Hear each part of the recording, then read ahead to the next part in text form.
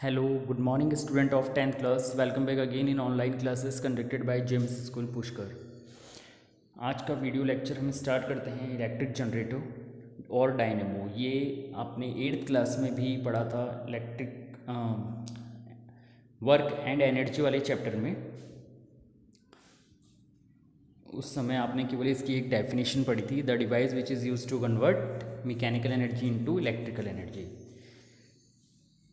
Electric generator को समझने से पहले इसका प्रिंसिपल समझना बहुत ज़रूरी है कि ये किस प्रिंसिपल पे वर्क करता है। तो आपको याद होगा, इससे पहले हमने इलेक्ट्रोमैग्नेटिक इंडक्शन पढ़ा था। इलेक्ट्रोमैग्नेटिक इंडक्शन में हमने क्या पढ़ा था कि जब हम कॉइल के रिस्पेक्टिवली मैग्नेट को मूव कराते हैं तो कॉइल में एक इंड्यूस करंट प्रोड्यूस होता है, या फिर जब हम कॉइल को स्टेशनरी स्टेट में मैग्नेट को स्टेशनरी स्टेट में रखते हैं और कॉइल को मूव कराते हैं, तब भी कॉइल में एक ऑटोमेटिकली करंट प्रोड्यूस होता है। इस इफेक्ट को इलेक्ट्रोमैग्नेटिक इंडक्शन कहते हैं। इसी प्रिंसिपल पर इलेक्ट्रिक जनरेटर वर्क करता है। तो स्टार्ट करते हैं। Electric generator dynamo, the device which is use to convert the mechanical energy into electrical energy is called electric generator और dynamo. Principle, it works on the principle of electromagnetic induction. ये मैंने आपको बता ही दिया, important है, exam में पूछा जा सकता है। इलेक्ट्रिक जनरेटर का principle, right the principle of electric generator. Two types of electric generator. Electric generator दो टाइप के होते हैं, AC generator and DC generator. ठीक है, जैसे करंट, इसी के बेस पर करंट भी दो टाइप की हो गई, एसी एंड डीसी। तो आज हम स्टार्ट करते हैं alternating current generator, the device which is use to convert mechanical energy into alternating current. वो डिवाइस जो मैकेनिकल एनर्जी को ऑल्टरनेटिंग करंट में प्रोड्यूस करता है उसे ऑल्टरनेटिंग करंट जनरेटर कहते हैं। अब इस जनरेटर में कौन कौन से कंपोनेंट होते हैं, इसका स्ट्रक्चर क्या होता है, ये इंपॉर्टेंट है, एग्जाम में इनमें से भी पूछ लिया जाता है। ठीक है, स्लिप रिंग्स और कार्बन ब्रशेस और आर्मेचर कॉइल, ये इंपॉर्टेंट हैं। कंस्ट्रक्शन, इट हैज़ 4 कंपोनेंट, इसके 4 कंपोनेंट होते हैं मेनली। फील्ड मैग्नेट, मतलब इसमें मैग्नेटिक फील्ड होता है, जैसे हमने पढ़ा था इलेक्ट्रोमैग्नेटिक इंडक्शन में मैग्नेट्स होते हैं, मैग्नेट के रिस्पेक्टिवली हमने कॉइल को मूव कराया था। तो इसमें भी हम क्या करते हैं, 2 स्ट्रॉन्ग मैग्नेटिक फील्ड लगा दिए जाते हैं, नॉर्थ पोल और साउथ पोल, और उनके बीच में कॉइल को रखा जाता है, कॉइल को मूव कराया जाता है, रोटेट कराया जाता है, जैसा कि आपको डायग्राम में भी दिखाई दे रहा होगा। ठीक है, ये डायग्राम अभी हम समझ लेंगे। सेकंड इंपॉर्टेंट थिंग, आर्मेचर और कॉइल। आर्मेचर ये क्या होती है, एक iron core, soft iron core की ऊपर कॉपर की वायरिंग कर दी जाती है, कॉपर का वायर लपेट दिया जाता है, उसे आर्मेचर कॉइल कहा जाता है। स्लिप रिंग्स क्या होती हैं, मेटल की रिंग्स होती हैं, राउंडेड रिंग्स होती हैं, सर्कुलर रिंग्स होती हैं 2, जिनसे आर्मेचर कॉइल के 2 एंड टर्मिनल अटैच रहते हैं। Fourth and brushes V1 and V2, ये दोनों ब्रशेस इन दोनों रिंग से अटैच होते हैं, है ना, ताकि कॉइल का रोटेशन इजी आसानी से हो और इलेक्ट्रिक करंट प्रोड्यूस होता रहे, है ना। ये जो ब्रशेस होते हैं ग्रेफाइट के होते हैं, ग्रेफाइट आपने पढ़ा है क्या होता है, गुड कंडक्टर ऑफ इलेक्ट्रिसिटी होता है, और ये क्या होता है, नॉन मेटल भी होता है।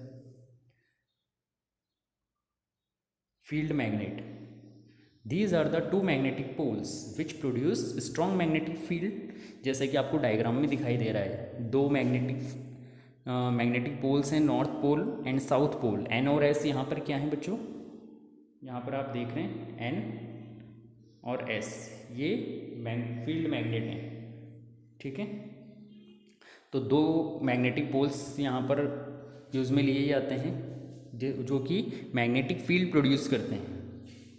आर्मेचर कॉइल क्या होती है, ये जो कॉइल आपको दिखाई दे रही है ABCD, इस कॉइल को आर्मेचर कॉइल कहा जाता है। इसके ऊपर क्या होती है, कॉपर की वायरिंग होती है।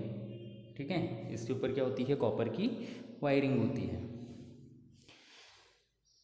The rectangular copper coil wound around a soft iron, it is called armature. Slip rings These are hollow rings S1 and S2 that are connected to the end of the armature. यहाँ पे ये spelling पूरी है armature, एक minute, just a minute, that are connected to the end of the armature coil. इनका function क्या होता है? They help in rotation of coil, coil को रोटेट करने में हेल्प करती हैं. And they provide electric contact with brushes, और ब्रशेस के साथ इलेक्ट्रिकल कॉन्टेक्ट प्रोवाइड कराती हैं ताकि इलेक्ट्रिकल करंट ईजिली फ्लो हो सके. Carbon brushes, these are made up of graphite. ये किसके बने हुए होते हैं? ग्रेफाइट के. इनको B1 और B2 से रिप्रेजेंट किया जाता है. And attach with slip rings, slip ring से अटैच होते हैं. They allow electric current from armature coil to the outer circuit, और ये इलेक्ट्रिकल करंट को आउटर सर्किट में अलाउ करते हैं. ठीक है, तो यहाँ पे इसका जो ये डायग्राम है, ये एग्ज़ाम में पूछ लिया जाता है, इम्पॉर्टेंट है. या AC जनरेटर और DC जनरेटर दोनों में से एक पर क्वेश्चन 100% बनता है बच्चों. तो अभी लास्ट ईयर से इस पे क्वेश्चन नहीं बना है, तो हो मे बी कि इस साल इन पर क्वेश्चन बन जाए, क्योंकि इम्पॉर्टेंट है. AC generator and DC generator दोनों की वर्किंग ऑलमोस्ट सेम ही है, बस थोड़ा सा फ़र्क है, वो हम देख लेंगे अभी. तो ये जो डायग्राम है आप अच्छे से इसको बना लेना. ठीक है, इम्पॉर्टेंट है, एग्ज़ाम में पूछ लिया जाता है ये.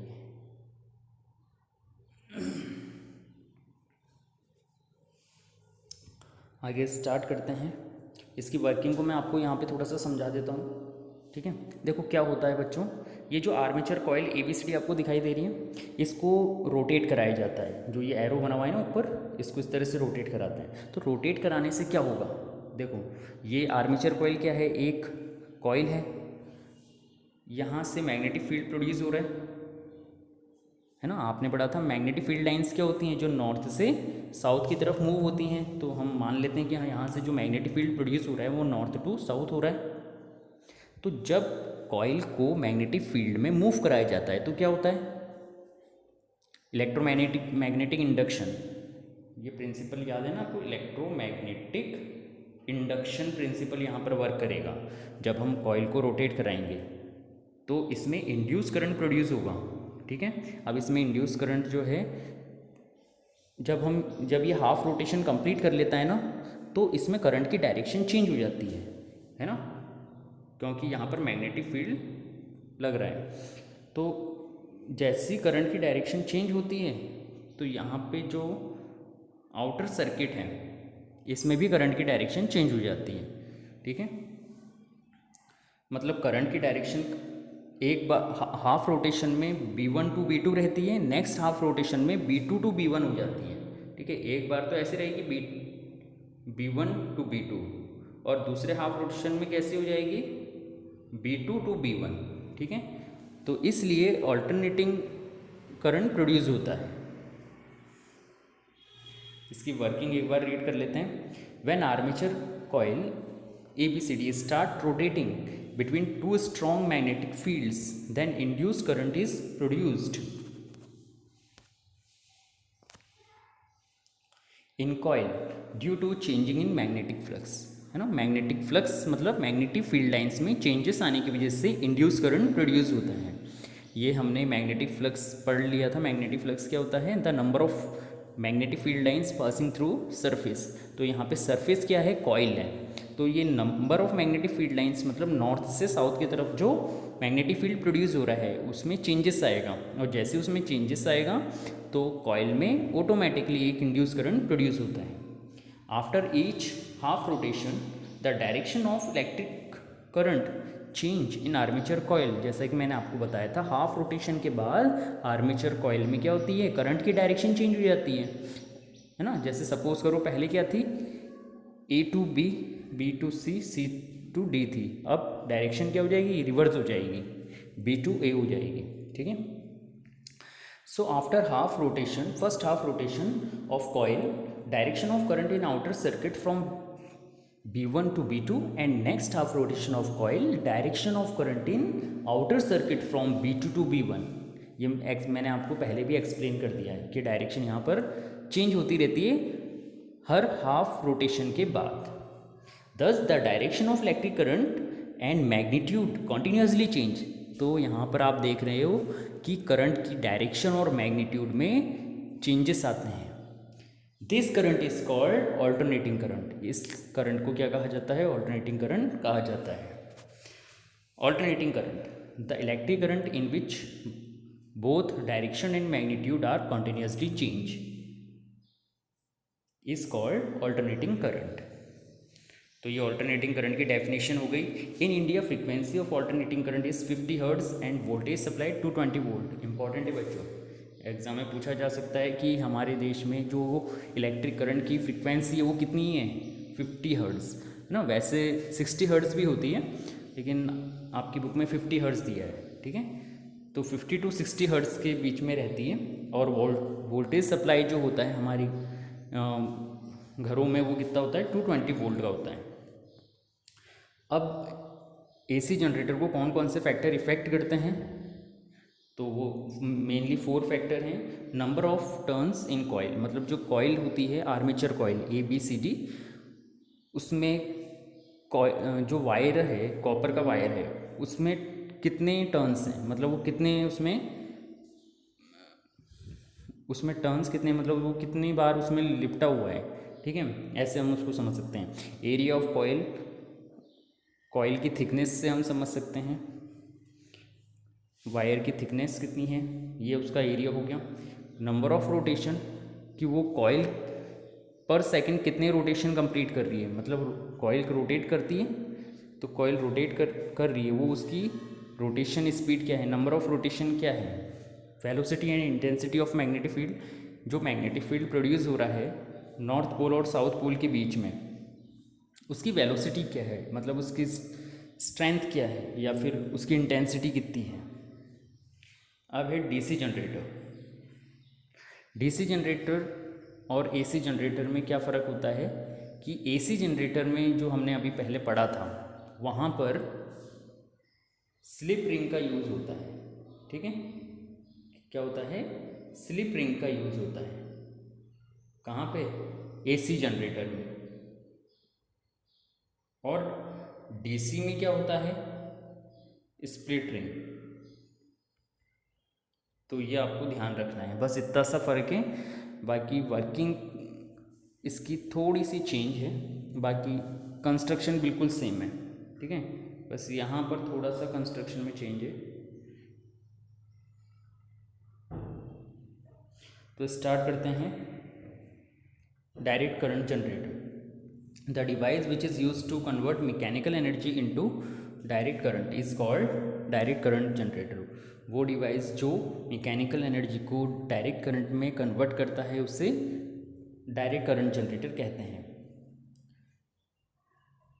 It has 4 component. यहाँ पे कंस्ट्रक्शन 2 बार प्रिंट हो गया बच्चों, इसको डिलीट कर देना, ठीक है। It has 4 components, field magnet, armature of coil, split ring commutator, brushes, ठीक है। तो यहाँ पे जो चेंज हुआ है एसी से, वो क्या चेंज हुआ है? सिर्फ स्प्लिट रिंग का चेंज हुआ है, बाकी वर्किंग इसकी सेम है, बाकी कंस्ट्रक्शन इसका पूरा सेम होता है, क्योंकि हमें डीसी करंट चाहिए यहाँ पे, ठीक है। तो डीसी करंट प्रोड्यूस करने के लिए स्प्लिट रिंग हेल्पफुल होती है। तो ये इसका डायग्राम हो गया, सर्किट डायग्राम। ये भी इम्पोर्टेंट है, एग्ज़ाम में पूछ लिया जाता है।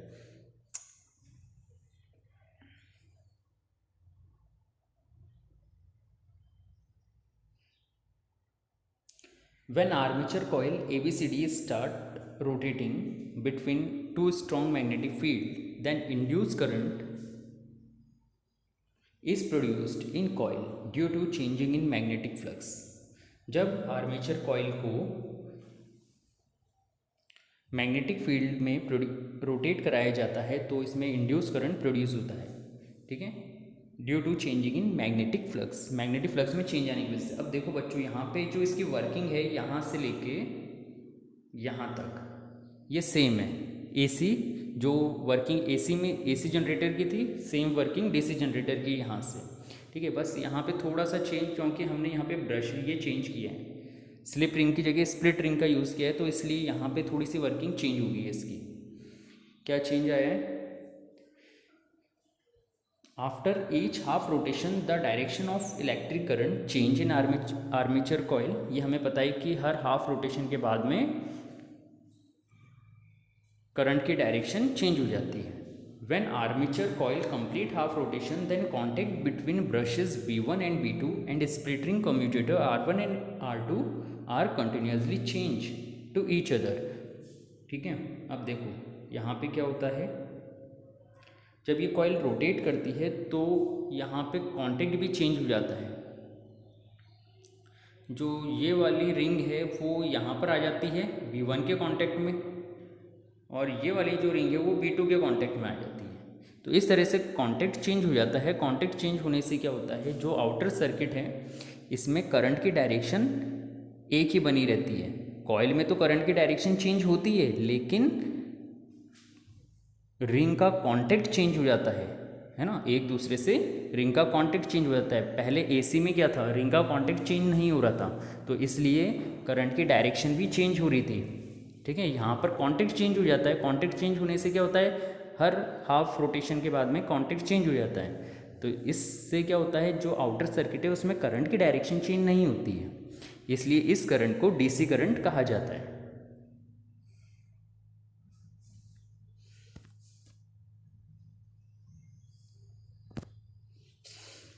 After each half rotation, the direction of electric current change in armature coil. When armature coil complete half rotation, then contact between brushes B1 and B2 and split rings commutator R1 and R2 are continuously change to each other.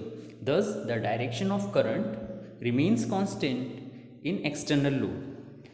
तो इससे क्या होता है, जो external circuit है उसमें current की direction constant रहती है, चेंज नहीं होती है।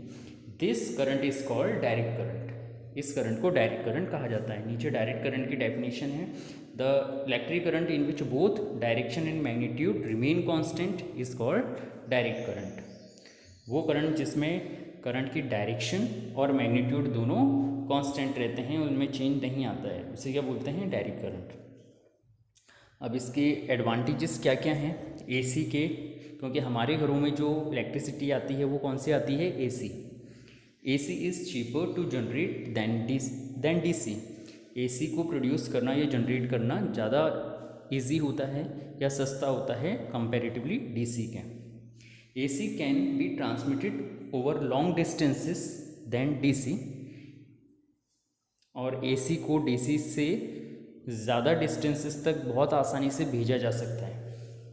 एसी कंज्यूम लेस पावर, है ना, एसी लेस पावर कंज्यूम करती है देन डीसी ड्यूरिंग ट्रांसमिशन। मतलब एसी जो है वो ज़्यादा इलेक्ट्रिकल एनर्जी कंज्यूम नहीं करती है, जबकि डीसी ज़्यादा एनर्जी कंज्यूम करती है। उसको प्रोड्यूस करने के लिए, जनरेट करने के लिए ज़्यादा पावर की ज़रूरत है। AC can easily converted into DC. AC को डीसी में कन्वर्ट किया जा सकता है। ठीक है। अब यहाँ पर कुछ डिफरेंसेस हैं एसी और डीसी में, बहुत ही इजी हैं, आप देख लीजिए एक बार, बहुत ही फटाफट हो जाएंगे। In AC current direction and magnitude continuously change, ये डेफिनेशन है। In DC current direction and magnitude remain constant. AC can be transmitted over long distances. ये जो हमने अभी एडवांटेजेस जो पढ़े हैं वही हमने डिफरेंस की फॉर्म में लिख दिए हैं बच्चों, बहुत ईजी हैं। DC can not be transmitted over long distances. AC is cheaper to generate, DC is costly to generate. DC कैसे होती है, कॉस्टली होती है। AC consume less power, DC consumed large power. AC can be transmitted into DC. AC को DC में transmit किया जा सकता है।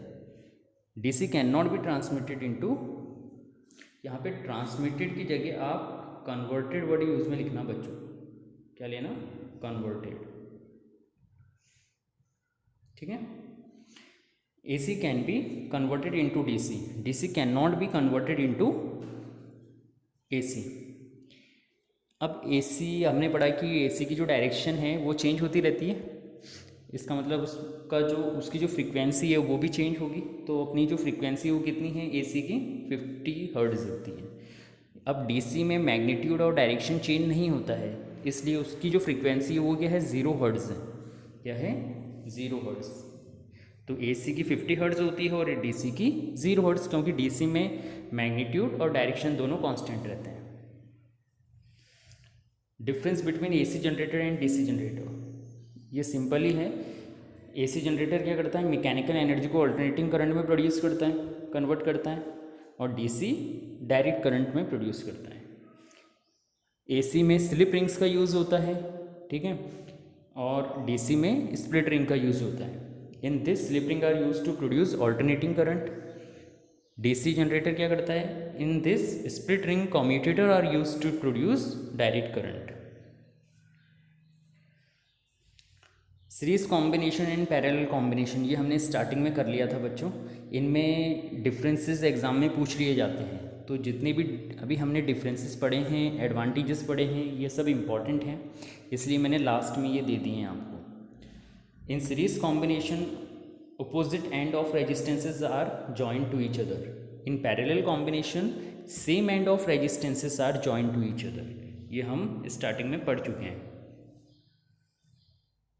Equivalent resistance is maximum in series. Series में इक्विवेलेंट रेजिस्टेंस मैक्सिमम आता है, क्योंकि R is equal to R1 plus R2 plus R3 ये फॉर्मूला होता है। तो इसमें जो रेजिस्टेंस आएगा कैसा आएगा, ज़्यादा आएगा, है ना, बहुत ज़्यादा आएगा। और पैरेलल कॉम्बिनेशन में क्या होता है, जो इक्विवेलेंट रेजिस्टेंस होता है उसका फॉर्मूला क्या होता है, 1/R is equal to 1/R1 plus 1/R2 plus 1/R3। तो इसमें जो रेजिस्टेंस आता है वो मिनिमम आता है। Equivalent resistance is minimum in parallel. Electric current is same in each resistance. Series combination में इलेक्ट्रिक करंट सेम होता है, ये हमने पढ़ा था जब हमने electrical circuit equivalent resistance calculate किया था। पैरेलल कॉम्बिनेशन में क्या होता है, electric current is different in each resistance. Electric current different होता है। नेक्स्ट थिंग हमने पढ़ी थी potential difference is different in each resistance. Series combination में पोटेंशियल डिफरेंस डिफरेंट होता है हर रेजिस्टेंस में, और पैरेलल कॉम्बिनेशन में सेम होता है। Advantages of parallel combination and series combination. Parallel combination और सीरीज कॉम्बिनेशन के डिफरेंसेस तो हमने पढ़ लिए हैं, लेकिन इसके पैरेलल कॉम्बिनेशन के क्या क्या एडवांटेजेस हैं तो एग्ज़ाम में पूछ लिए जाते हैं। In parallel combination electricity consumption is less than series combination. Parallel combination में इलेक्ट्रिसिटी का कंजप्शन कम होता है कंपैरेटिवली सीरीज कॉम्बिनेशन के, ठीक है। ये हमने ऊपर अभी पढ़ लिया था कि इसमें मैक्सिमम होता है सीरीज़ में जो रेजिस्टेंस होता है वो मैक्सिमम होता है और पैरेलल में मिनिमम होता है। In series combination if one electrical appliances does not work then other electrical appliances also do not work. Series में क्या होता है कि अगर एक इलेक्ट्रिकल अप्लायंसेस वर्क नहीं कर रहा है या कहीं पे कोई सर्किट में प्रॉब्लम आ जाती है तो पूरा सर्किट ख़राब हो जाता है, ठीक है, मतलब दूसरे अप्लायंसेस भी वर्क नहीं कर पाते हैं। और पैरेलल कॉम्बिनेशन में क्या होता है, अगर एक इलेक्ट्रिकल अप्लायंस ख़राब हो जाता है या वर्क नहीं करता है तो उसका इफ़ेक्ट दूसरे अप्लायंसेस पे नहीं पड़ता है, ठीक है। While in parallel combination, if one electrical appliance does not work, then other electrical appliances do not get affected. So parallel combination used in domestic electrical circuit. इसलिए घरों में पैरेलल कॉम्बिनेशन का यूज़ किया जाता है। बहुत ही इंपॉर्टेंट लाइन है बच्चों, ये जो लाइन है ना ये इंपॉर्टेंट है, एग्ज़ाम में पूछ लिया जाता है। डोमेस्टिक इलेक्ट्रिकल सर्किट या घरों में, होम्स में, हाउसेस में कौन सा इलेक्ट्रिकल कॉम्बिनेशन काम में लिया जाता है, तो आप क्या लिखोगे, पैरेलल कॉम्बिनेशन, ठीक है। बहुत ही इंपॉर्टेंट क्वेश्चन है, शॉर्ट टाइप में पूछ लिया जाता है। तो ये आपका जो थ्योरेटिकल पार्ट है वो कंप्लीट हो गया है। इसमें कुछ न्यूमेरिकल पार्ट्स भी हैं, वो हम बाद में कवर अप करेंगे ना। बहुत ही ईजी न्यूमेरिकल्स आते हैं। और इसके बाद मैं आपको एक क्वेश्चन की वो दूंगा, शीट दूंगा बना के, तो वो आप सॉल्व कर लेना। और ये चैप्टर आपका फिनिश हो गया है। ठीक है, ओके, थैंक यू।